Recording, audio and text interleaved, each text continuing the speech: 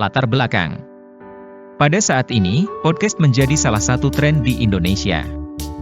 Banyak dari konten creator hingga influencer membuat sebuah konten dengan berbasis siaran radio, atau biasa dikenal dengan istilah podcast.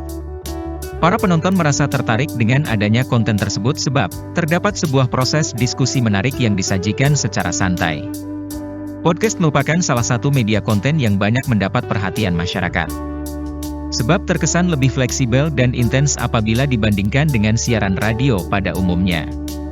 Istilah podcast pertama kali diajukan oleh seorang jurnalis The Guardian, Ben Hammersley, di tahun 2004. Kata podcast sendiri memiliki arti kepanjangan yakni play on demand dan broadcast. Kemudian, akhirnya diambil oleh salah satu produk Apple, iPod hingga aplikasi Apple Podcasts. Setelah itu, Apple mengeluarkan sebuah fitur podcast pada tahun 2005. Sekitar 1 tahun sejak Apple merilis fitur tersebut, siaran audio telah mulai berdatangan dari berbagai jaringan radio. Contohnya CBC Radio One, NPR, BBC dan lain sebagainya.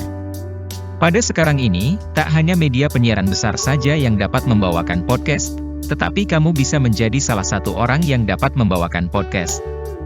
Atas dasar tersebut dan dari hasil diskusi jajaran staf pelaksana dan untuk memenuhi kebutuhan informasi publik yang cepat dan langsung dari sumber akurat untuk seluruh warga desa dan Kelurahan C, Kecamatan Kosambi.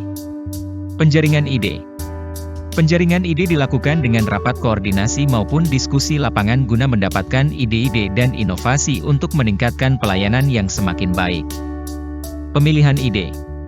Untuk itu dibuatlah inovasi, komunikasi bersama masyarakat berbagi informasi, Kosambi, podcast.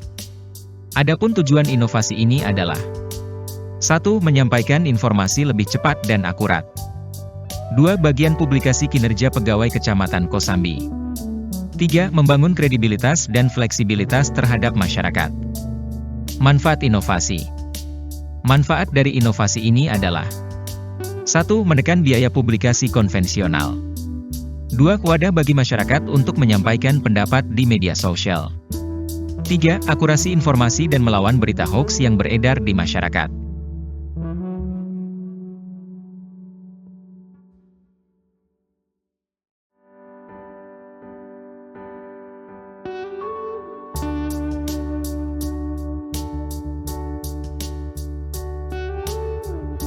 Dampak inovasi.